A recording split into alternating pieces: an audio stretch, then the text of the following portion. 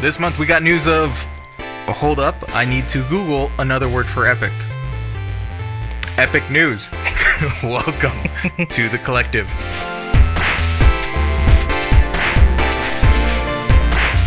What's up, everybody? I'm Jose, also known as Astray Jose, who's here to do a podcast. And this is Adrian Michael Hill back again, or under _Michael. Yes, and welcome back. It's been a while.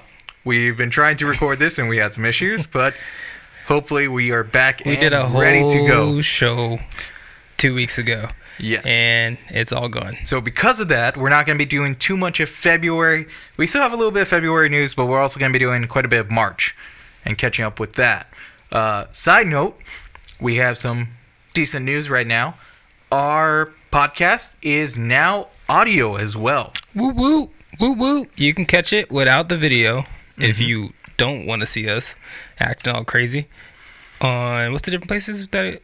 Google Play, Pocket Cast, and SoundCloud. Because iTunes totally rejected us. Yes. Now the only thing I would say is, like, you can totally listen to us and you're not missing much. If you watch us, you're just getting some puns and that's about it. And other than that, I don't know, man. If you don't watch us, then you're missing these pretty faces. I mean, just missing them. Just gonna miss them. Yeah, I mean, I think. I don't know. But are you ready to get started with some of the big news? Yes. Cool. All right. So let's start with some somber news first, though. Yeah, okay, I never like talking about this, but Activision Blizzard has decided to cut 8% of their staff. This means 800 jobs are to be cut as part of restructuring plan. Employees being laid off are said to receive a comprehensive service package, health benefits, career coaching, and job placement help. Even though it was a record year, Activision has stated in an SEC filing that, while we believe this restructuring plan will enable us to provide better opportunities for talent and greater expertise and scale on behalf of our business, these estimates and assumptions are also subject to significant economic, competitive, and other uncertainties. Further, there can be no assurance that our business will be more effective or efficient than prior to implementation of the plan, or that additional restructuring plans will not be required or implemented in the future. Any of these consequences could negatively impact our business. Don't you like that elegant, wording of, hey guys, I know we're doing this. We don't know what it's going to do, but, I mean, we're doing it. It may help, it may not help. We don't know, but that is the weirdest thing, is whereas Activision is saying, yeah, this could be a giant... This could be a good thing. This could be a bad thing. Yeah. My name's Willy Wonka. Let's find out. No, because it sucks because, like I said earlier, they have a record year. And unless these people actually get, job placement help is not an actual job. No, it's just helping you look for a job, which may still result in you not finding a job. Yeah. And Blizzard was said to be, one of those companies. I was listening to, I believe it was... Adam Conover's gaming podcast. It was the guy who made Plants vs. Zombies. And he worked at Blizzard. Huh. And he was talking about, how, he felt like it was an in-job. If you're in Blizzard, you're not going to get fired or anything like that. No, because, the track record of Blizzard, it's one of those companies. It's I'm in there, I'm staying for life. It's like the Google of video games in terms of how, foreshadowing. This is like the Google of video games. They just want to, the company is so close-knit, with the community, that you think you would just be there and not just, fired out of nowhere for who knows what reason. But, it's a company. Companies do things. At the end of the day, you realize that us as fans, it kind of on our parts, oh, what? You can't do that? Video games are love and it's life. And then you realize, hey, man, it's a business. Businesses do business things, and businesses are going to keep being businesses. And they're going to cut to create money wherever they can. Even if there's no, feasible reason why. But it's let's trim some more fat. Maybe good fat, who knows? Maybe bad fat. We don't know yet. But let's trim it first and find out. It's George Fan with Designer Notes, a podcast called that. Yeah. I just want to get the correct one on that. But it sucks because the only thing we can do is say, yo, Blizzard, this is not cool. But at the same time, we can't boycott their games or something like that, because if you boycott them, you're really just hurting the people who actually have jobs. You can boycott their games if it comes on a mobile device. Well, don't you have phones? And yeah, you know what? I remember seeing that, and a lot of people were like pissed that some people that guy said is this like some kind of joke. But I feel like, A, yeah, okay, that was kind of rude, but B, I think he was saying it as like, wait, doesn't everybody have a phone? But I'm sure the way it came out of his mouth, it sounded condescending. No. So he said, the guy said, doesn't everyone have a phone? But then someone came up to the mic during Q&A and said, hey, is this some kind of big joke? No, I remember that guy. Yeah, and everyone got mad at that guy, which I'm just like, no, he kind of has a point, because if you... Oh, they got mad at him? I thought it was the other way. No, they got mad at him.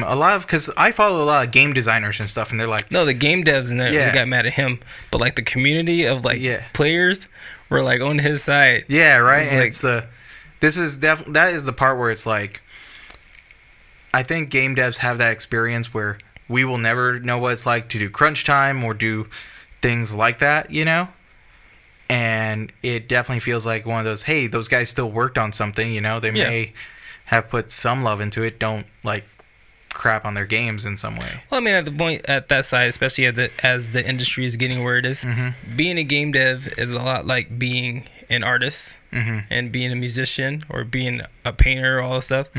People are going to look at your work and they're going to critique it, and they're not super nice about it usually. Especially if it's not something they like. It's like being your favorite band. They put out a new album and you're like waiting for it, and you listen to it and you're like, what is this crap? Same idea. And like, we're not going to be able to solve it. We're just two guys talking about this news. There's no way we can be like, oh, Activision did this. We'll see how it affects Activision in the future. I do think they are very aware, because of how they said it. This could negatively impact our business. This could be a bad thing. I don't think it'll impact them. They're too big to, but I think like the games they're starting to put out, if the quality drops, people are going to notice, Well, my question about it, because, I mean, it is 8%. Yeah. What part are they cutting? If I remember correctly, I would have to look it up, but it was parts where, from what they were saying, it's parts that are overlapping. I can see that. Yeah. See, it was a straight business move then. If they can get one person to do multiple jobs, then they'll get rid of people who only have one job if there's a person who can do 4 jobs in their place. Yeah. But at the same time, we've been in that situation where we're like, no, you don't, even though there's, especially you're in the spot most of the time where you're like, oh, I'm doing a job of 3 different people here. There needs to be at least one more or something, or best 3 to do the 3 jobs. Yeah. Because while I can do the one, it's better to do 3 so they can focus on it, do it correctly, and know what they're doing. But that's the whole structure of business is. Yeah, how can we squeeze this down? They just really want like a direct path of like, this person's here, then this one, then this, and that's it. It's the future business. Is like, what? If this robot can do the job of 20 people, why do we need these 20 people? Sad as it seems, that's where we're going. Speaking of directs, last month we saw two Nintendo Directs in February. Take a second.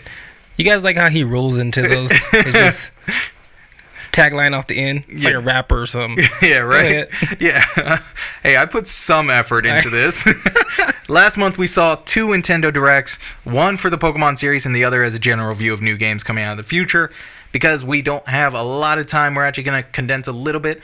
And the Pokemon one mainly showcased the new reveal trailer for the 8th generation Pokemon game, taking place in the new Galar region, along with 3 new starters. It is said to be slated for a late 2019 release. But my favorite new trainer. Which one? You want what, mate? Oh, the British girl one, yeah. Ah, those memes are so good. Memes are so good. I love them. Although I have heard rumors that for, what is it, the last 2 generations, they always have a gimmick. X and Y was Mega Evolutions. Yep. Sun and Moon, it was, what was it? Sun and Moon was the whole, like, the supers.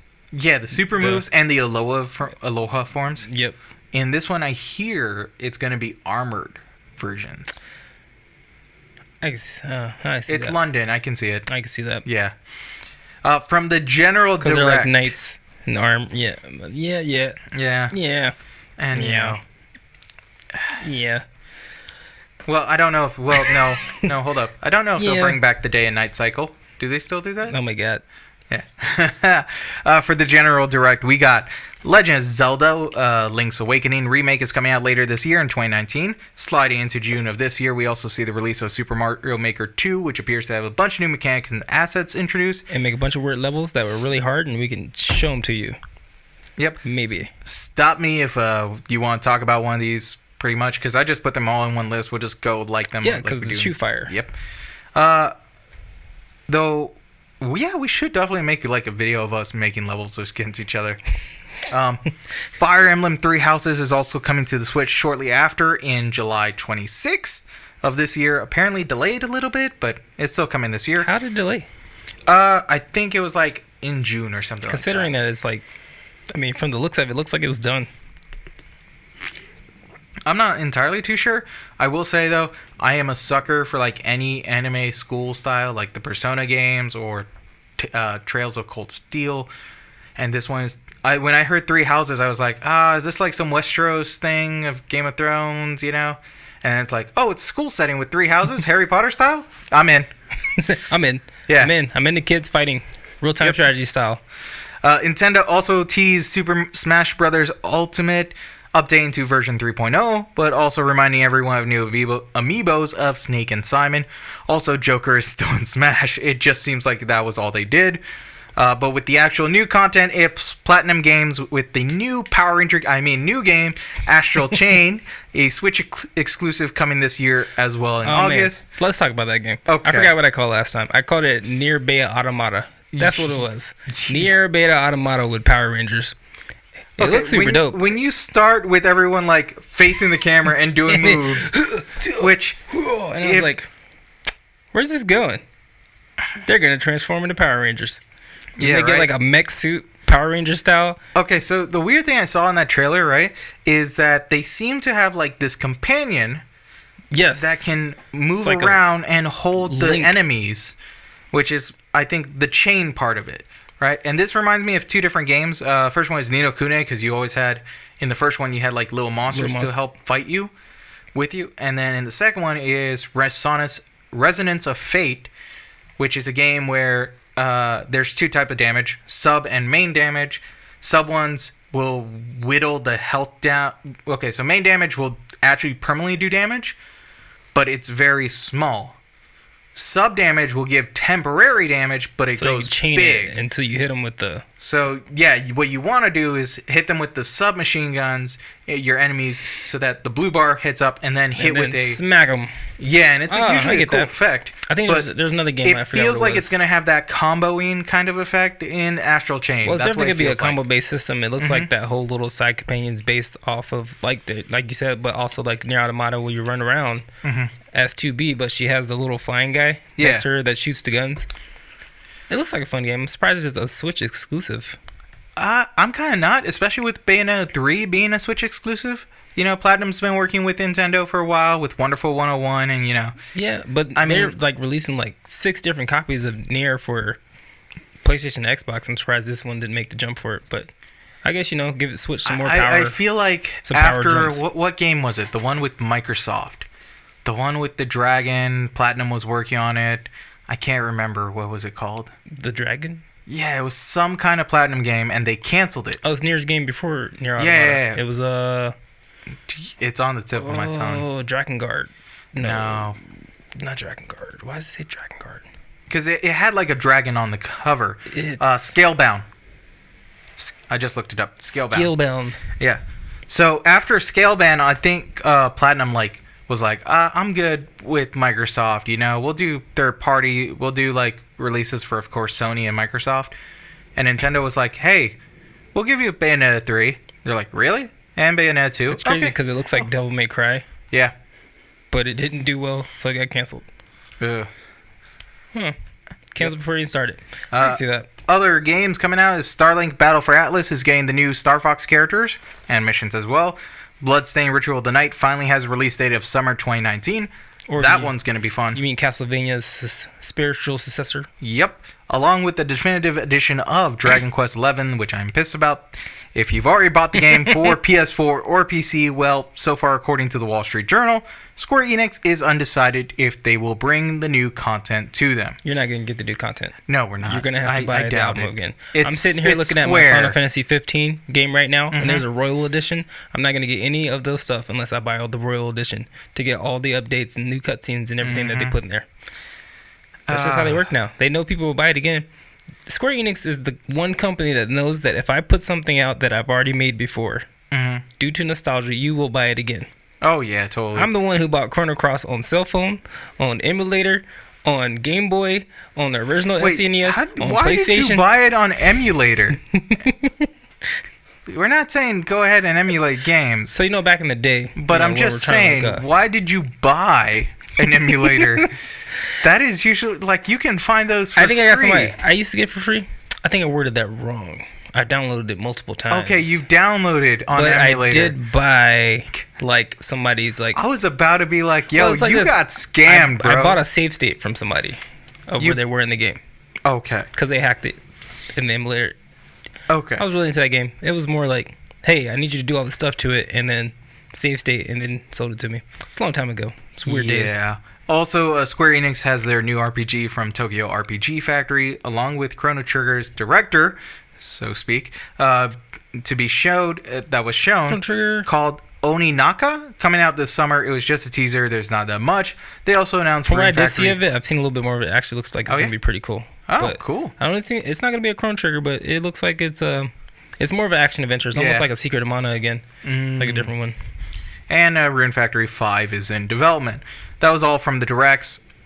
Speaking of development news, earlier this month we got the news of the Google Stadia, which is Google's streaming gaming platform. No console required, just a PC with Chrome to stream games, such as Assassin's Creed Odyssey or Doom Eternal. The games are said to have 60 FPS, HDR, and 4K. The new platform will be using YouTube integrations with a play button that allows you to play games almost instantly from wherever you're watching. Not only that, but it can also have a streaming lobby that you can have to play games with streamers that you are watching. All you need is a good connection, according to Google, a recommended 25 megabyte connection. That is... Okay. I got a lot of things to say about that, but I never... What? No, we're here to talk about this. We're here to give our thoughts. Recommended 25 megabyte connection. All right, so let's talk about this, right? First things first, how... They better stop lying. 25 megabyte connection? Yeah, right. My main question... Reword that, not megabyte. Megabits per second. 25. Yeah. 25... Okay, first off, you need Google Fiber. Okay, first off, let's get with this real quick. Do you think this will work? Before I rag on it, let's give a professional thought. Yes, towards let's the situation do a little bit professional. The Stadia or Stadia or whatever. Stadia. So Steve, whichever. Steve. So Google Steve, as the president of Ubisoft also said. A lot of people believe that the future of gaming is going to head in this direction where there will not be consoles and we will all stream from a cloud-based server instead of upgrading rigs and buying consoles, and we'll just have access instantly to games. I do not believe that. I think at some point in the future it can be bound to happen, but I think right now we don't have the internet infrastructure, the speeds, or the server farms, or just the general game plan to get this off the ground, to actually, one, get real gamers to want to do it, and then two, to not kill us with pricing systems. Because I don't know, some cool things from the video was cool. It does seem like one of those things in the future. I totally agree. This would be in the future. It's probably going to happen this way. I don't think near future. No, I'm it's thinking not near. Maybe 10, 20 years, maybe. It's not near at all. Okay, for me, I'm saying You have places that still have urban development. Yep. You still have Midwestern cities. This isn't like Blade Runner or a cyberpunk play. Like, Nope. The world's not like that. That internet lines are everywhere. This isn't... Followed by... What's that movie? Google is also really pushing on hoping for 5G tech, according to Phil Harrison, the VP and GM of Google. He said, 5G will accelerate the spread of broadband, giving access to people, and Verizon is doing 5G tests. And those have no caps on them. Here's the thing. Net neutrality is something we're fighting a lot right now. And don't forget that European Article 13 that we're also fighting now. The copyright system. Which is both It's a whole thing in itself. Yeah, that's a whole nother conversation if that's good or bad. But that's something that we have to deal with internet. And especially because here in Vegas, we deal with this. There is no, hey, internet is unlimited anymore for us. Exactly. Like, that was going to be one of my 3 points. Mm-hmm. The reason why I think it might not do so well right now. Of course, people will buy it because it's Google. Yeah. But the first thing, just from number one, from watching their demo of them playing Assassin's Creed or Doom Eternal, I saw problems that I see that you get when you play remote play right now with PlayStation, because you're just logging onto your PlayStation from another place, it's server. One, you still have to deal with latency. Yeah. There's no way they can get around that right now. And I was watching him demo it, and I can see from the time him moving his hands on the mouse to it going, the latency was different. That won't work for first-person shooters, fighting games, Dark Souls type games. You be out of luck. Maybe like platformers like Assassin's Creed might work, but basic people with faster screens and like there's just latency connections. Yeah. The two. Game Informer. Let me jump on your point right there. Game Informer even like put out a report about it because they were trying this. This was at GDC, the Gamers Development Conference. According to them, and I'm gonna quote here, "I was missing shots, and it was initially difficult to time melee hits against enemies. It's not that the input lag makes Doom unplayable, but it makes it harder, and it makes you worse at the game." Yes. And this is my favorite part of the quote. "It's the kind of thing that would make you reboot your console and check your TV settings." It's exactly one of those. It had worse latency than when I cut my TV off of game mode, and I was like, "What's going on? Why is it like lagging behind?" And it's very noticeable when you play anything across the internet and playing with a controller. It's going to have input latency because it's not going directly to whatever's playing. Not saying it's not bad. I don't know how it can get better because it's still going to have to send the signal out to come back, no matter how fast the internet is. And Google Fiber is something that is not working, and my phone just like, oh, did you say Google? It's not in most cities. I mean, like out here, of course, like I have Gigablast, which is pretty much the same thing almost. Yeah. But I just think for the infrastructure stuff right now, it's not going to work out. Two, for people like me and you, like you said here in Vegas, unless you pay like extra, like almost $100, $50 more to get unlimited internet, which is still not unlimited because they'll still throttle you after you go over. It's like a cell phone plan. We get 1 terabyte a month. You cannot full-blown game on 1 terabyte a month without going over that every single month. There's no way. No way. I mean, like the provider we have, I don't want to name drop them, but they're kind of like dicks, and so I already name dropped half of what my service is with them, so I'm pretty sure people know. Whatever. They're kind of cocks. Yeah. So they're gonna cut our internet like right now. I don't think if you Google Plus was around for a while. Yep. Yeah, you remember that. Here's the thing. I think they're not gonna like dip out on this. I don't think Google's gonna dip out. They're still pushing it, and for some people, I think it's like well. Here's why, right? Because I feel like some people are gonna really like it, especially if they have Google Fiber or if they have high internet, they'll love it, right? It's the Google Glass scenario of like, good. Oh, if you can afford it, it's great. If you're in a good situation, it's great. That's the other situation. How much is that going to cost? They haven't said yet. If I don't have to buy all this extra stuff, they're going to come back in summer. Not E3, but summer. They haven't said anything. They just said summer. They've dodged the question. But here's the thing. According to Phil Harrison, and I'm quoting from another article from Polygon here, they spent $13 billion in infrastructure and capital expenditure. So this is a very significant investment for the company. That's quite... Yeah, they said there's other things in it, like if you have an existing USB controller works, if we have some clever tech that will maintain frame rate before we drop resolution. They want to try and maintain frame rate as best they can, but even in the demos, you can see that's not the case. No. Because the internet's iffy, it still drops frames, Yeah. it still skips scenes, it's still screen tearing, there's still input latency.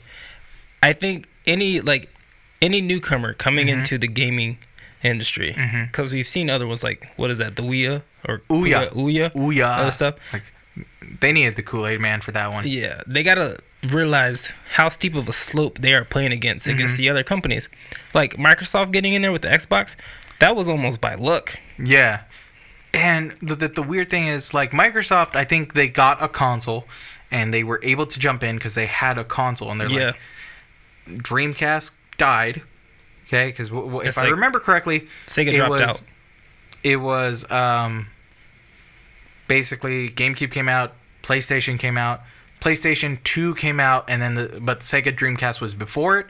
Sega Dreamcast came out a year before the PS2. But even though, because PlayStation could do better and better stuff, DVDs and stuff like that, the Dreamcast kind of fell out. People wanted PlayStation, and the PS2 came out and wiped the market.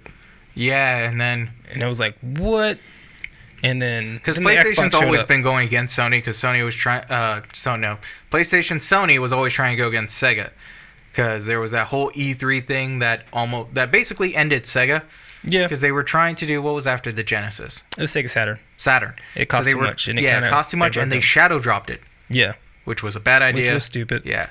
And so Dreamcast was sort of like last hurrah. They dropped out. Microsoft came in, which was the perfect time. Yep. And theirs was a beef of a console too. Like, out of all that generation, GameCube, not that strong. Speaking in literal terms too, that thing was huge. The controllers were huge, and the power brick was huge. And I was like, this is a very American console.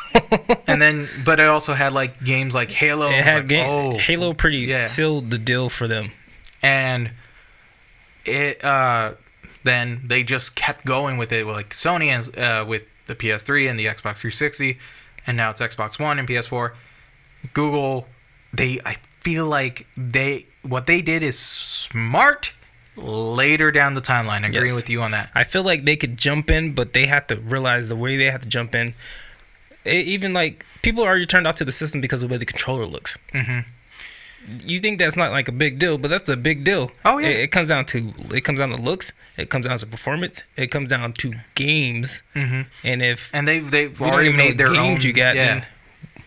No one in their right mind who's gonna do multiplayer is gonna use that Google thing. Like, if you really want it, you'll do Sony, and you'll have to rely on your internet connection already to deal with that. But you don't have that much of an input lag. And well, that's my question. Are they going to have to the cell phone gaming generation, like casual players? Because they said it's going to be, you can play games off your PC, off your Chromecast, and off of your phone, and you would be able to use it. But still, even with your phone, you have spotty services. I was say, I don't know if any of you tried to play like Assassin's Creed on your cell phone from remote play. It's cool, you can do it. Yeah, you have experience on this, because Sony dropped their iOS. Yes. So you could... they updated the remote play for the iOS just because they could, because they had it before. They know that you're not really going to play games from your phone, or try to. I tried to play Destiny on my cell phone just because I could. It's cool to see it there, but no, it doesn't work that way.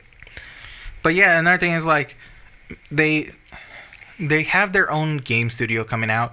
They have a head of it already, who was someone from Ubisoft, and I think EA as well. Well, that's what I see. It looks like they're really in cahoots with Ubisoft.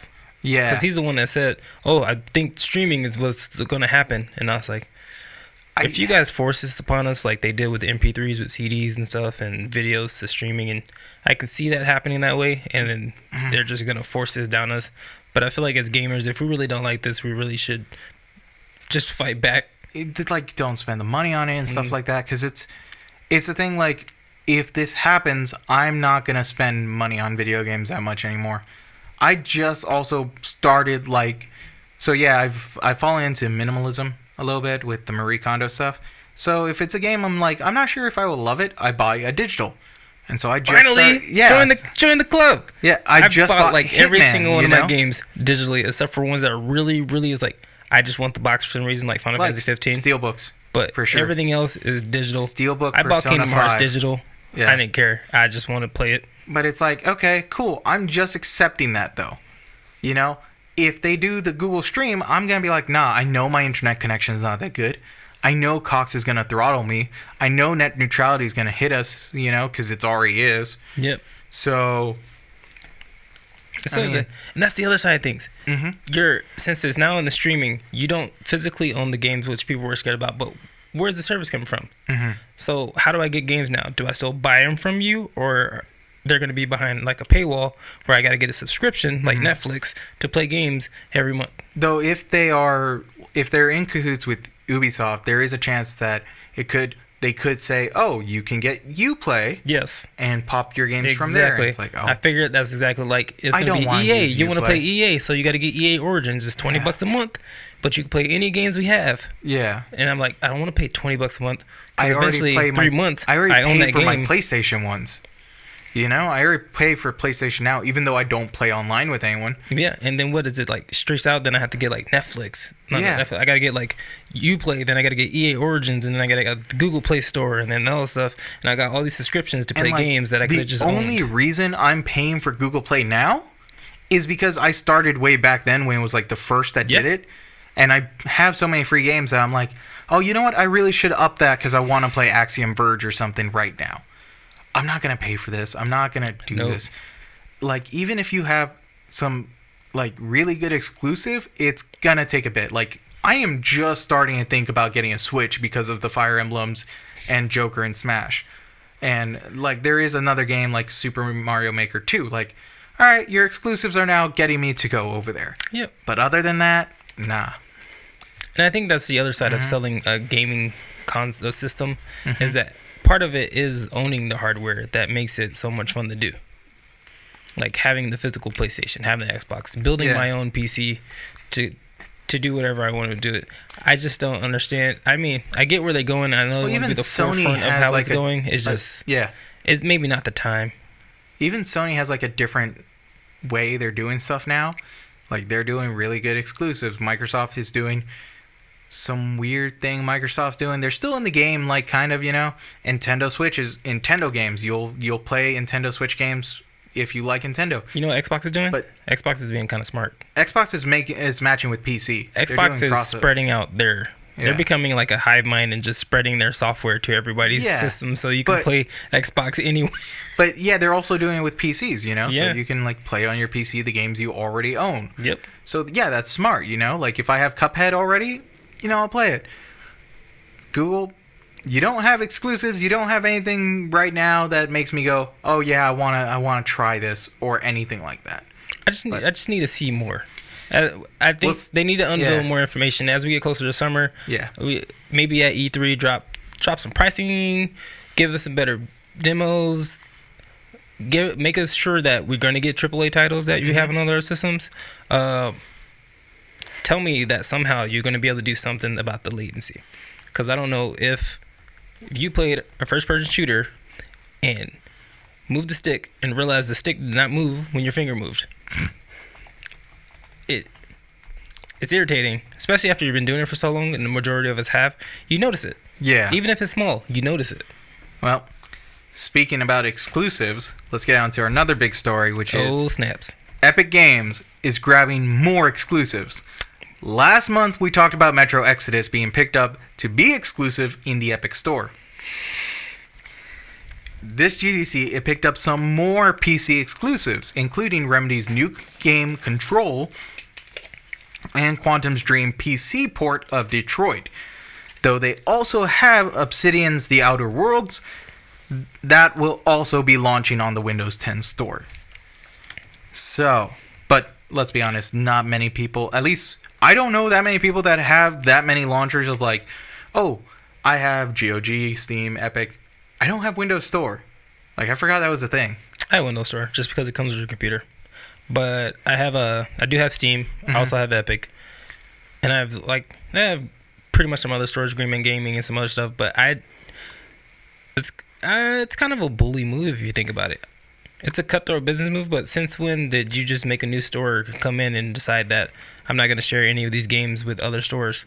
Like, I'm looking at the list here. Like, Steam didn't come in and be like, you can't buy this anywhere else but here. Well, let's be honest. Steam, there was no other when Steam came in. It was pretty well. But then there's a lot, and Steam still isn't like, hey, you can only buy this game here. I mean, there's Steam exclusives and stuff, but it's like Epic is coming in like newer, like big games, and it's like you can only buy it in the Epic store. Here's the thing: it's working for them because, according to Polygon, once again, Metro. Because you still want the game, so you gotta Metro buy it. Exodus had sold 2.5 times more copies on the Epic Game Store than Metro Last Light sold in the same amount of time on Steam.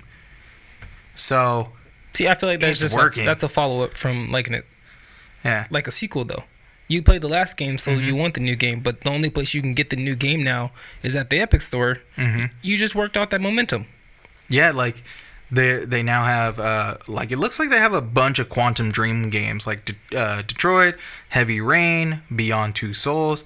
They also put out that one game. I think we talked about it before. I'm not sure if it was on the podcast we lost or not. The Sinking City, which was the one that was the one. It was last month. Okay. We talked about it. Yeah, that was like the Cthulhu-looking one kind of thing. That one's also going to be there. It's quite a bit, and I'm very happy. But it's one of those things, like, right now I'm happy for it because it's working.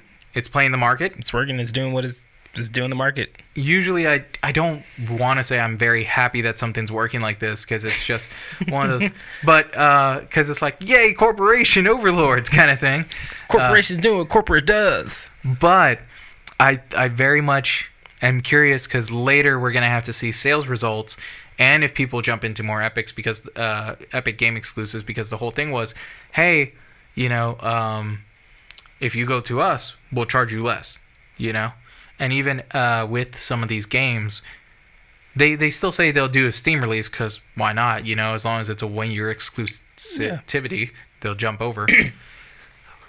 But Epic has been doing, so they know what they're doing. I feel like that's the thing because they say they're not going to sell bloatware or porn games. That was a whole nother article. Oh, what? They're losing out like on the whole market, man.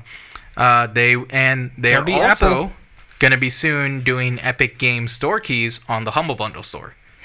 So they're making smart decisions because I know what I feel like they're doing. Yeah, they're basically doing what consoles used to do. It's a console exclusive, but it's a service exclusive. Yeah, right. Instead of like, oh, you can only buy this on Xbox or you can only buy this on PlayStation. Now it's, since we're moving towards games being universal and online and stuff, it's, oh, you can only buy it at this place. Yeah. As much as I don't want another game store, and kind of throwing back to the last story, this is what Google should be doing, honestly, because this, I feel like if they have the server place and stuff like that, do that. Oh, they're Google. They have the servers. They have the whole infrastructure. They got the whole thing. They should have a store ready that tells us what games are going to be in it, and if we can only get them there. And they need to have exclusives that make people want to play the Stadia. Yeah, and there has to be something, like, the thing about Epic Games is the pricing for developers, so they'll put it there. So it's not anything that goes to the consumers and say, hey, try our service because we only have, like consoles where it was like, hey, look at the GameCube, look at the weird remote, Look at this weird thing you're playing. They should have launched with the game. Or that's what they should have done. Or like where Sony comes out and says, hey, get our console because we're the only ones that really can do DVDs, or something like that. But Epic is going to developers and say, hey, come to our store, you'll make more money. You will make more money. And that's something you can get at ours. And other places are like, wait, we can, we should. What if Epic, because Epic is a gaming studio too, what if they're doing it on the back end? They're like, hey man, let's all make more money together. We know how all these publishers are, and they probably just cut around. And we're gonna do it this way, and we're gonna make more money for our fellow people. So maybe they aren't bad guys. And it's like, I think it's a good move, but at the same time, it's one of those good moves that doesn't feel good because it's like it's still like corporate play, and you're like, that was a really good corporate play. Hey, I can respect that. They might be corporate Robin Hood right now. Yeah, right. They're like, we're gonna take care of our fellow game devs. Yeah. But I mean, for us, I mean, it's cool. We can still buy the games. We still have places to buy the games, so guess we can't be too mad about that. Cool. So usually at this time, I would make a slight pun or something like that, but we don't have the time to. But what I will do is we're going to interrupt real quick to issue a challenge. So at the beginning of our podcast, you guys hear our theme song, but it always changes, so it's the rotating theme. Every month, and Adrian here always makes that. Yay! So I'm issuing a challenge. We're going to challenge Adrian. Put in the comments below a type of genre or type of music or something of that, so he can make that for the theme song. Oh, God. That's our small little break that we're doing right now. All right. Yeah, let's do that. Yeah, I like doing the puns just because it breaks it up. But yeah, I feel like there's gonna be some weird ones in there. Hey, if someone's like, hey, yo, do a Harvest Moon theme song, I'd be like, go for it. Let's see. I'll look through the comments. Drop me some black metal as an opener. Right? Do I have to burn a church though? But if someone says, hey, do like a Linkin Park kind of sound. All right. I mean, in the end, it doesn't really matter, but still, You guys started him. You knew it was going there. Oh, yeah. I was looking for the pun, and I was like, it's somewhere. I didn't see it. Didn't see it coming. I was a little busy composing it. Oh, God. All right. So here we go. We're going to do quick fire. It's going to be the rest of the night. I always have to get ready for this. So in quick fire, what I do is I try to go through news stories kind of fast, and hopefully I don't stumble my words too bad. Which is funny. You should see like the last video. Oh, well, they can't because it was I mean, gone. You can't see it's all like destroyed at this point, but it was funny. So quick fire is where we're going to go through news stories real quick. There's not much to talk about them, so we're just going to give a quick recap. But if Adrian does want to talk about them into a little bit more deeper detail, he'll say stop, and I'll stop, and we'll talk into it. Woo. And yeah, we're going to just stop wherever we are, shut that down, and talk about it. So speaking of shutdowns, Razer has closed the Razer Games store. If you have any purchased games, the games will still work after closure. But if you haven't activated the game keys by now, you're out of luck. Stop. I just want to say, Razer, I better get my toaster. Wait, what? You didn't know about you that? can't just stop me and just be like, yo, Razer, I hope you get my toaster. Razer had an April... All right, quick point. Razer had an April Fool's one year, and they launched a toaster, and this is the dopest toaster I've ever seen. It had RGB and everything, and that thing. Yeah, now the running joke is people keep going on the Razer CEO's page asking for the toaster, and then they just released another video recently with the toaster like in full production, and it was like, are we gonna get the toaster? Because I mean, for real, at this point, I'll buy that toaster. It will be in your local Fry's April 1st, and that'll be it. Is that really all you had there? That's really it. Okay. And back in, THQ Nordic AB officially apologizing for THQ Nordic Vienna's Ask Me Anything that was hosted on 8chan. Why? Which is an image board known to have hosted child pornography along with other horrible stuff. System Shock 3 first teaser released at GDC. There's a whole nother thing you can check out in the links down in the description. We usually put all news stories and anything that we talked about down there, along with our sources. The Xbox Live is coming to Switch. There it goes. Microsoft is bringing one of their exclusive games of PC and Xbox to the Nintendo Switch. Cuphead will have Xbox Live features in the coming months, but as a post-launch update due to it being in early stages. Stop. Cool. Thank you. Yeah, that's a good move by them. You know what? They're really like branching out. I feel like they're getting away from just being one main console and doing the PC thing. They're just spreading their service, and so you can play your games everywhere on Xbox. They're doing what Google should be doing. They're doing what Google's I believe launching to try to do with their thing. They just don't have. I don't know what support they have. They don't have support. So here's the interesting part. I followed, like I said, a couple. But even like that, you can actually download the games onto the system to play on there. So at the end of the day, it's in whatever you have. Mm-hmm. I don't know. Interesting thing. I follow a couple of game journalists who are also at GDC right now, and they were talking to some of the Cuphead guys, and according to the Cuphead guys, and this is like from tweets and stuff. That source will not be in the description. Only the legitimate source. This is a rumor. Rumor one's not. Microsoft came up to the Cuphead guys and said, hey, do you want to work in development on the Switch with Xbox Live features? And they said, yeah, sure. You know? And also, Cuphead also did a couple of updates, just like character selection and small updates that are nice and great. But that is something that's going to be interesting to see, what Xbox Live features it'll be. I think earlier this month I was earlier last month or something like that, I was saying, if they do back-end support, that is really smart of them, because they do have, the thing I remember between PS3, Xbox 360, and Wii, everyone had a Wii. Amazing, innovative idea, kind of failed. I had it for Smash Bros. That's about it. Yeah, but, everyone and their mom had Wii bowling. Yeah, Xbox, PS3, a beast of a console.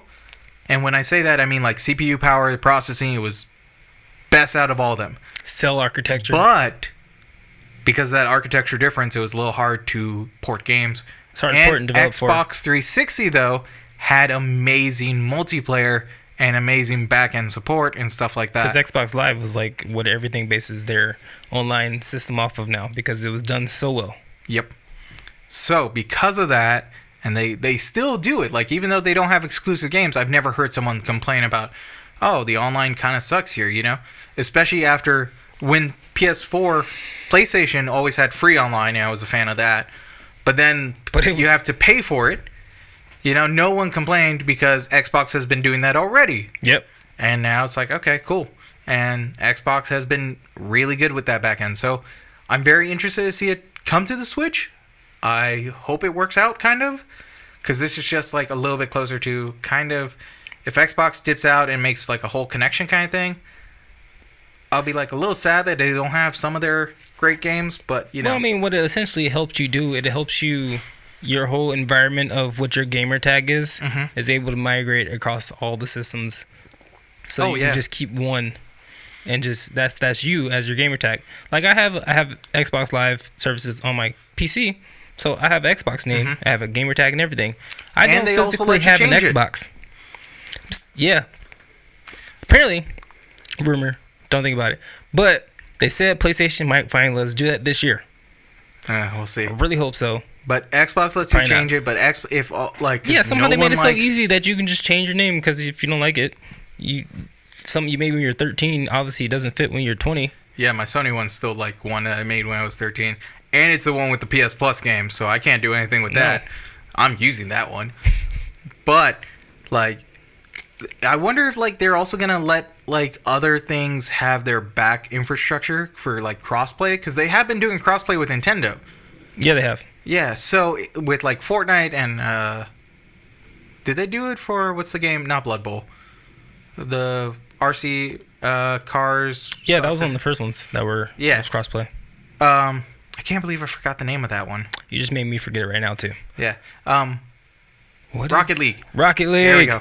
Cool. But, because I know people say, when Nintendo comes out with their online, it still sucks. Playing Smash with someone online sucks. It's not very good structure. No. It's the same problems that PlayStation Plus had in the beginning when it was free. Mm-hmm. It's the same problems we run against. You think these companies would share information? No, you wouldn't think that. But I feel like they should. My only problem with the Nintendo one is that it doesn't launch with it, and we get to do everything online for free. And all of a sudden, we have to pay to do everything online. Which is kind of which I was like, come on, bro. And it's Sony did a good idea by going between generations. Nintendo was just all right, now it's there. And it's all right, now you got to pay for it. I'm like, wait, so now I got to pay for something I already had? The game that hurt the most was Splatoon, I bet. Probably. Because I saw people when I was about to go live, I saw some Twitter posts say, goodbye guys, I'm just a kid, I can't, because they can do those live drawings and stuff, and it's damn, that's gonna suck. It's kind of cutthroat right there. Yeah, right. Alright, back in, here we go. Speaking about Microsoft, the Halo Master Chief Collection is coming to PC, both on Steam and Windows Store. This will have all Halo Reach, Combat Evolved, 2, 3 ODST, and 4. Though it's not coming out all at once, the games will be coming out one by one over time. Excited for Sega's new Yakuza spin-off, Judgement? Well, be a little worried, because after voice actor Pierre Taki admitted to illegal drug use, Sega has pulled Judgement from sale in Japan. Game was set to be released worldwide in June. Stop. Yo, I heard about him. I forgot. He also has he plays Olaf, I think, in Kingdom Hearts. Yeah, they had to change him. Pulling his voice because he got caught with cocaine. But it's not funny, but I was like, what? You didn't even pull him out of a voice acting? Oh, dude, man. I saw Gamer Sutra. This one I may find, if I have the article. I don't know if I linked it here. We're going to pull the whole game because we can't have no association with that. Well, dude. Apparently Japan's drug use laws are way more strict than US. But it's so strict that even Sega's now not, from what I saw on Gamer Sutra, it said, we're not sure what we're doing with the worldwide release. It was stated for June, but we're not there. They haven't said if they're still releasing it or. Well, that's the crazy part, because you're gonna have a different voice actor when it goes worldwide. So. But that's the thing about the Yakuza games. They don't. No, they stay in Japanese. They stay in Japanese. They're subtitled. I remember that. Yeah. From the last one I was playing. Unlike the Kingdom Hearts games, which are dubbed. Well, Kingdom Hearts games. You think Disney was gonna let that not go? No. Yeah. Disney is a force of nature by itself. Speaking of Kingdom Hearts fan, DLC is on the way, but don't get too hyped for Star Wars or Marvel Worlds. As Nomura has said in an interview in the Ultimania book, that it would be tricky, basically coming down due to license negotiation between companies and such. Apparently, some companies have a license to create games for this property, and some for others. They can't get it. Turtle Rock Studios have also announced a spiritual successor to the Left 4 Dead games called Back 4 Blood. The game will be on PC, Xbox One, and PS4 with no release date yet. Those are good days. They keep saying keep a look on their Discord for more news. In other news, Netflix is planning to adapt an anime series for Dragon's Dogma, the Capcom adventure action game. I kind of worded this weird in things, so that's why I'm stopping. Stop there. Did you just stop me so you could fix this? No, I didn't fix it. I'm looking up Dragon's Dogma. Dragon's Dogma, when it came out, it was looking like Souls. I remember this name. Yeah, it was a dark. It was like the Blood Souls, Dark Souls kind of looking game. I was like, the name sounds so familiar. It's not a Souls. It's Souls-like, but it's also not. Because the other thing, they're bringing out Dark Arisen for the Nintendo Switch. Mm-hmm. They're gonna make an anime about it. Yeah. If I remember, the cool thing about Dragon's Dogma, I didn't play it too much. It was one of those games. I think I got it for PS Plus as well. But it was you can jump on an enemy and crawl up and stab them in the eye. So unlike Dark Souls, where it's like, oh, you have to dodge and roll kind of style, this one's like, yo, get up close. Destroy that Cyclops in the eye, Oh, and it's multiplayer. It's almost like it's not like it's 4-player multiplayer. It's not like a Diablo, but like a Gauntlet Legends, like an update. Yeah. That's pretty cool, actually. Cool. Huh. And the last in quickfire, Vita has finally come to an end of its life with final shipments and production in Japan coming to a full stop. I still haven't got one. I always told myself I would get one, but the price tag hasn't dropped on it at all, and I'm like, I can't justify it. Especially this late in the cycle of it, but now they're getting rid of it, and I'm like, I hope there's a bunch on discount. Because I'll get one just to remote play my PlayStation. Yep. I really have nothing. The Vita was one of those, I really wanted it for Danganronpa, but then it came out on PC, and I was like, cool. And I hear there are some games that are really good for it. But at the same time, it's Final Fantasy Crisis Core is one of the best Final Fantasy games I've ever played. I hear was great on that, and that was Media Molecule. But yeah, and coming to a full stop. That's the end. That's the full stop. Bye bye, of Vita. This episode of the podcast. Whoa. Thank you guys for watching. You can find me on YouTube on A Stray Jose. I just put out 3 new videos talking about the Costume Quest TV show based on the Costume Quest Double Fine game. I talked about some board games I'm recondoing. And what else did I talk about? Recondo your life, guys. Yeah, right. Minimalism. And I did a voice dub with a friend of mine about a comic. So go ahead, check those out. You can also follow me on Twitter at @_A Stray Jose. No one expects the underscore. You can follow Adrian at A_Michael. Pretty much the same idea. You can find me on YouTube. You can find me on Instagram. Yep. I kind of try to keep everything around the same username. It's A_Michael, or probably be Agent Michael Hill. And if you're on audio right now, because you're listening to on SoundCloud, Pocket Cast, or Google Play, because it's audio version, and I'm not going to stress that enough. So you know that's A_MYKAHL. Yes. Yep. I know it's a weird way to spell it, but that's how I spell it. And then if you have trouble spelling mine, it's underscore UNDERS. No, it's the actual underscore bar. I'm not gonna spell that. It's actual underscore A Stray Jose. And you can also follow our group Twitter. You can follow our group Twitter at 3G Collective. 3G Collective. Yeah, at 3G Collective. There, I'm stumbling finally. But yeah, thanks everybody. That was the fakest laugh I could done. Yeah. It's I'm about to laugh. Fake laugh. Compose myself. Thanks everybody for listening, for watching, and what's so much. If you guys want to leave a challenge for Adrian, leave it in the comments below, or contact us on Twitter. Yeah. And there's quite a bit at this end card here, huh? Yeah. I mean, keep rolling. It's credits. Yeah, right. Credits good. Yep. So leave it in the comments below if we had a news story that we missed that you want to talk about. Put it in the comments below, or if you have any questions for us, put it in the comments below. We do a comment response segment if we have any good comments we want to talk about. Just put it in the comments below. Yep. All right, everybody. We'll see you guys next month.